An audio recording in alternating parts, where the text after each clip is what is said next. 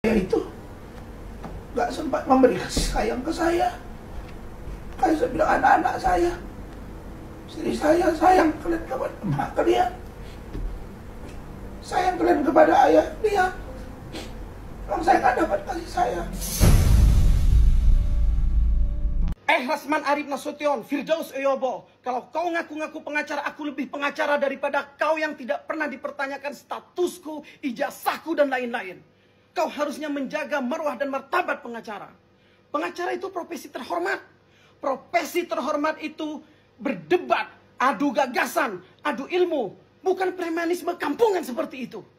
Halo rekan saya, Dr. Otto Hasibuan, selaku Wakil Menko Kementerian Hukum, Menko Bidang Hukum.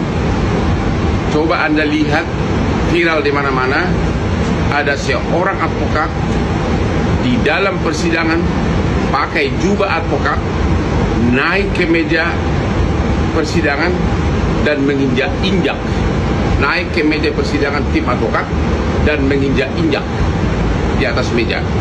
Ini adalah kebrutalan pertama dalam sejarah hukum Indonesia. Kami mengharapkan agar Otto yang kebetulan mantan pengacara segera mengusulkan kepada Ketua Mahkamah Agung agar oknum pengacara ini tidak diizinkan praktek sebagai pengacara di seluruh wilayah hukum Indonesia, dan juga agar juga menghimbau kepada Bapak Kapolda Metro dan juga Kapolres Jakarta Utara agar segera diproses oknum pengacara ini karena telah menghina pengadilan. Kejadiannya tanggal 6 Februari 2025 di Pengadilan Negeri Jakarta Utara.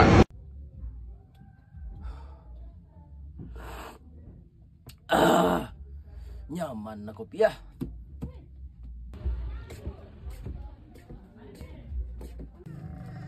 Berapa yang tak ini? 70.000 dah.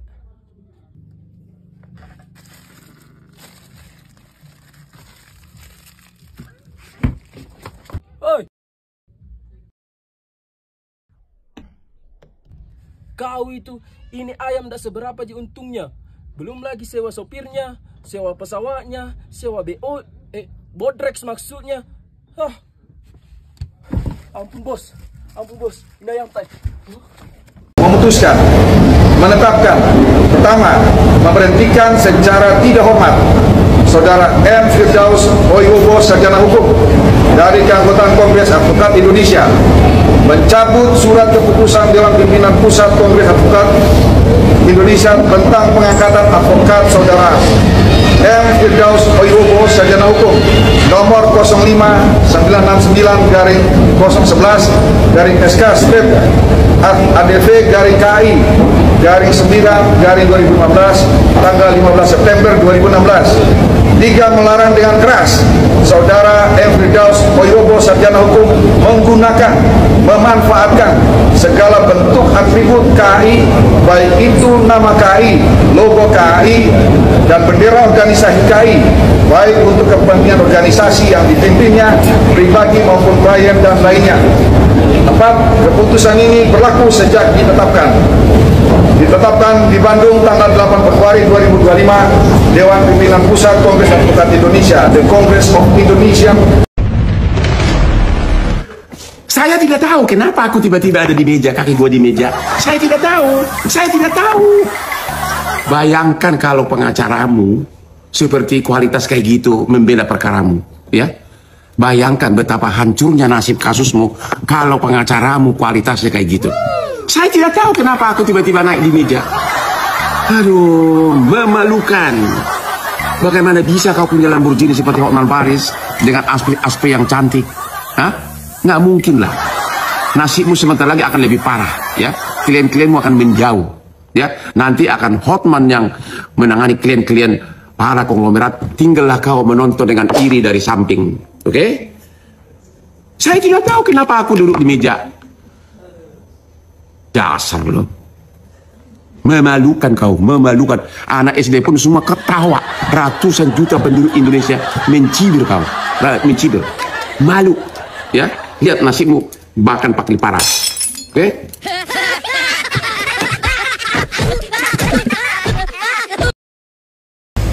Bahwa saya tidak ada aturan yang mengatur bahwa saya tidak boleh beracara. Pertama, surat tersebut belum sampai ke tangan saya. Menjadi aneh bagi saya, kok kita sekarang menerbitkan satu surat kalau itu benar, sementara yang bersangkutan belum terima aslinya. Tapi sudah menyebar di mana-mana. Firdaus juga belum menerima, saya juga belum menerima. Tapi menyebar di mana-mana dengan segala perspektif yang terbangun tentang itu. Nah, saya heran, apakah begini cara kerja sebuah lembaga yang kita hormati? Saya ke depan tidak akan berapi-api dalam kasus ini, karena saya sudah sampaikan. Kalau tegas, setengah tegas, sangat tegas, keras, setengah keras, sangat keras, enggak juga. Ya sudah, biar lembaga saya yang mengadili, yaitu DPN Pradi Bersatu. Nah, saya yakin Pak Hotman Paris bilang, hai sahabat Jangan saya bapak Pak lagi, Bu. Ibu bilang bapak terus. Ya, kalau Hotman Rasman, Paris bilang, Pak tidak Otto. ada. Hotman itu brengsek. Pak Otto, Tidak pantas dipanggil bapak dia. tolong dong. Kata Nikmir, ternyata Rasman sudah dicabut gelar advokatnya. Jadi, pertanggal 11 Februari kemarin, Rasman yang kita kenal sebagai Kodok Zuma yang bopeng itu sudah dicabut advokatnya. Jadi dia bukan lagi bergelar avokado atau pengacara, sudah dicabut. Nah, kalau dia datang ke Polres Jaksel, dia sebagai apa? Sebagai siluman kah? Atau sebagai Kodok Zuma bopeng? Dan Rasman juga tidak bisa masuk ke semua pengadilan karena gelar avokatnya sudah dicabut. Jadi Rasman tidak punya gelar apapun.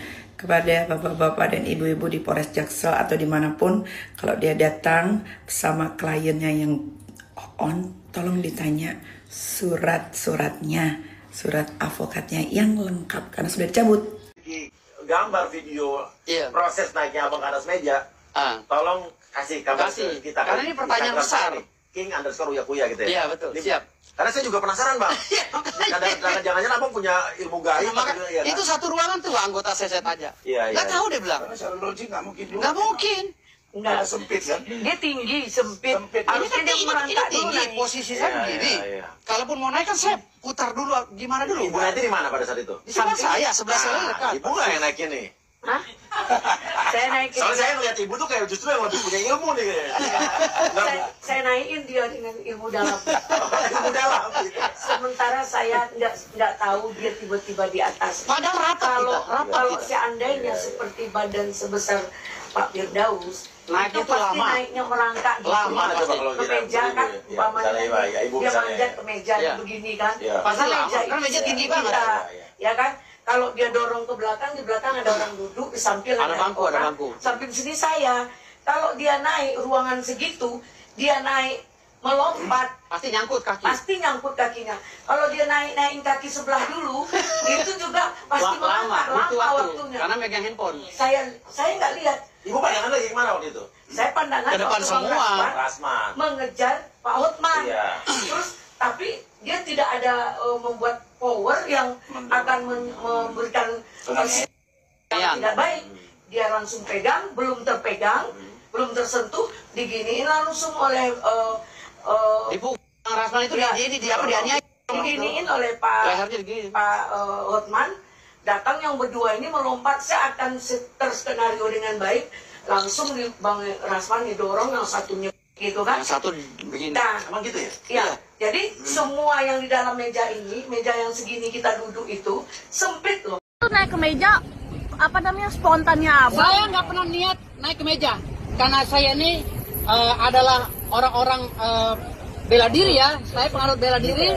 Ya, saya pernah di taekwondo, saya pernah di boxer, saya pernah di silat, pencak silat. Jadi saya nggak tahu itu kaki saya seperti apa. Tahu-tahu saya udah di atas meja. Karena saya fokus pandangan saya ke sana. Pandangan saya fokus ke depan, melihat klien saya. Tahu-tahu saya udah di atas meja. Gitu. Jadi itu refleks saya. Gitu. Ya. Tapi Ini kan pada akhirnya viral nih Bang, artinya abang sendiri nih, apalagi respon netizen sendiri. Ya kan? Nggak apa-apa, saya nggak peduli sama netizen. Saya mah penting saya pengacaranya Rasman, nggak ada urusan sama netizen kalau mau berkata jahat kepada saya. Tapi kalau netizen yang baik, alhamdulillah, terima kasih. Mudah-mudahan dapat pahala. Tanggapannya kan Niki, Bang Rasman tadi berantem sama Bang Hotman di pengadilan. Berantem di Pengadilan Negeri Jakarta Utara kasusnya Iklima kita. Harusnya Kejaksaan Agung ya Bang ya.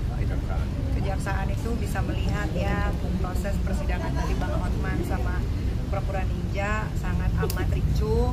Harusnya diberi sanksi agar ada pengacara naik ke meja, agar Rasman dan semua pengacaranya yang nggak penting itu agar tidak boleh lagi masuk ke persidangan. Seharusnya seperti itu kan, nggak boleh sampai ada yang naik ke meja teriak-teriak depan hakim, jaksa, itu kan harusnya nggak boleh.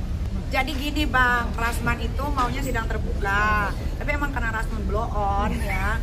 Kan kalau persidangan ada porno-pornonya memang harus tertutup, cuman kan dia pengennya viral gitu kan, dia kangen sama wartawan masuk TV mulu jadi berita gitu kan, dia nggak sadar bahwa dia juga lawyer tapi blow on gitu, harus ditutup tapi dia nggak terima, akhirnya teriak-teriak gitu.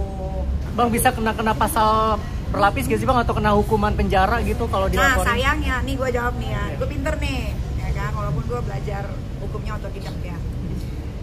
Kalau di Indonesia tuh beda sama di Singapura. Kalau di Singapura lu melakukan itu, lu bisa langsung dipenjara saat itu juga. Cuma di sini hukumnya berbeda. Jadi kalau lu teriak-teriak di majelis hakim ya Bang ya, belum ada undang-undangnya.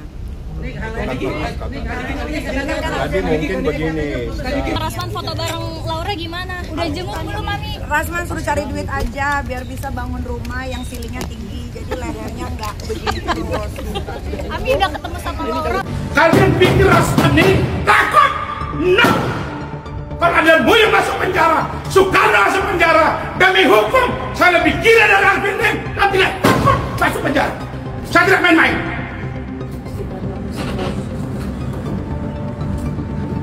Kalian belum tahu saya.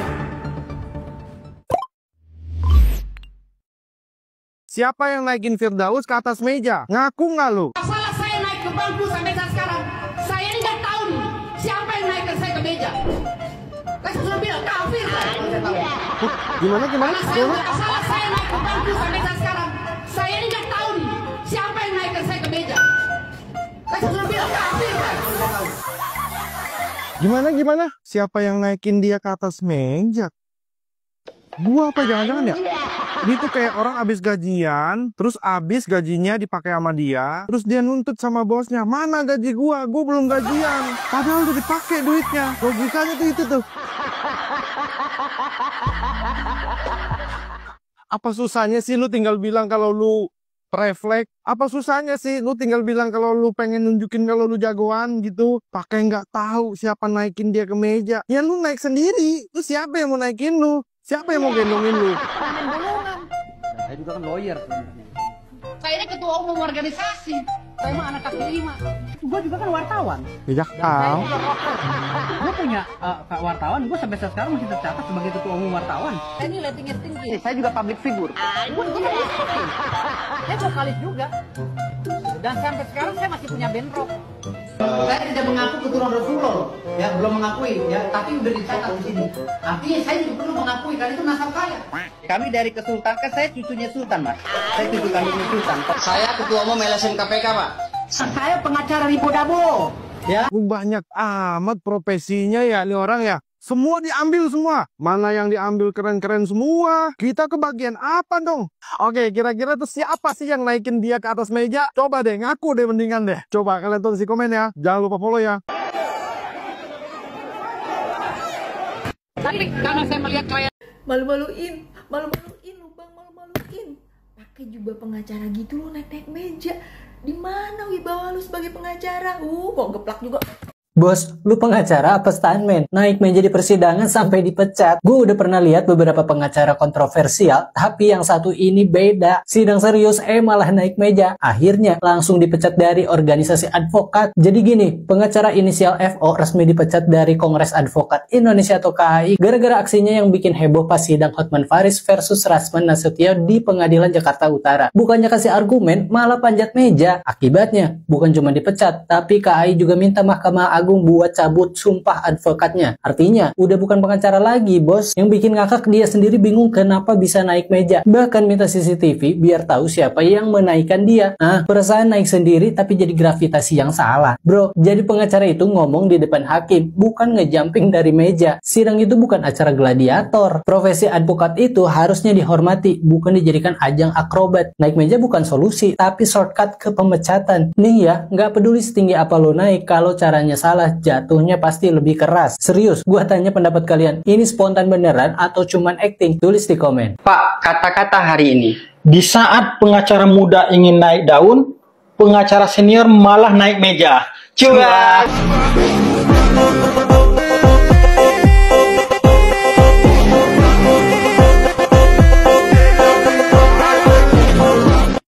Sehingga ya tidak ada alasan hakim itu ya bisa diganti.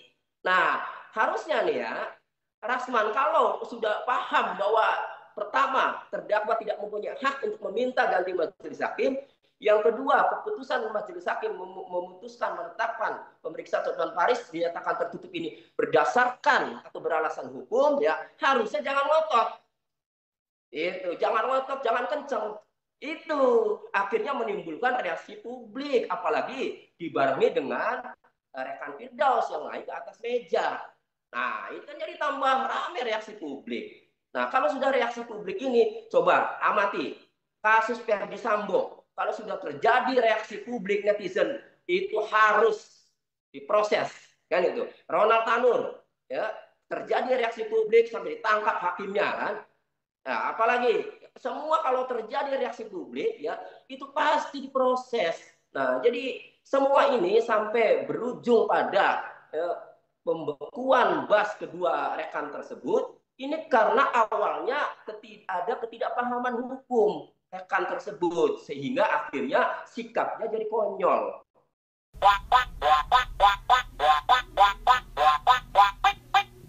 Memang Indonesia ini negara yang lucu. Cuma di Indonesia ada pengacara lagi di ruang sidang, dia naik ke atas meja. Nih videonya. Itu lucu menurut tuh? Belum. Yang lebih lucu adalah ketika ditanya, Pak, kenapa Bapak naik ke atas meja? Ini jawabannya dia. Salah saya naik ke bangku sampai saat sekarang. Saya nggak tahu siapa yang naikkan saya ke meja. Buat Bapak pengacara yang terhormat yang naik ke atas meja, coba nih Pak, saya praktekin ya Pak. Masuk akal nggak omongan Bapak?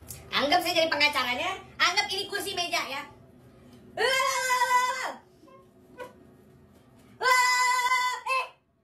Kok saya di atas meja? Siapa yang naikin saya ya? Hah? Kamu, kok saya di atas meja? Apa saya terbang? Hah? Apa saya mental? Hah? Gimana? Masuk akal nggak? Masuk akal nggak Pak? Hah? Masuk akal? Enggak dong. Bapak kayak lagi bohong-bohongin anak SD Pak. Papa saya punya sepatu ada roketnya. Papa saya kalau malam jadi polwan, nggak mungkin dong. Polwan kan polisi wanita. Mama saya kalau marah tiba-tiba jadi Godzilla. Gitu dong. Pak, mohon maaf. Saya sebagai orang Indonesia, ia mengakui banyak orang Indonesia yang masih kurang pintar lah. Coba lihat itu Abizar. Masih banyak yang mau nonton, masih banyak yang mau nonton. Nggak ada yang nonton. Tapi gini Pak, Bapak kan pengacara, orang yang berpendidikan. Pak, berani berbuat, berani bertanggung jawab. Udah kalau salah minta maaf aja Pak. Atau minimal kalau mau bohong yang lebih pintar Pak. Pak 3 bulan dari sekarang, kalau nonton di kejadian lagi, nggak malu apa? Hah?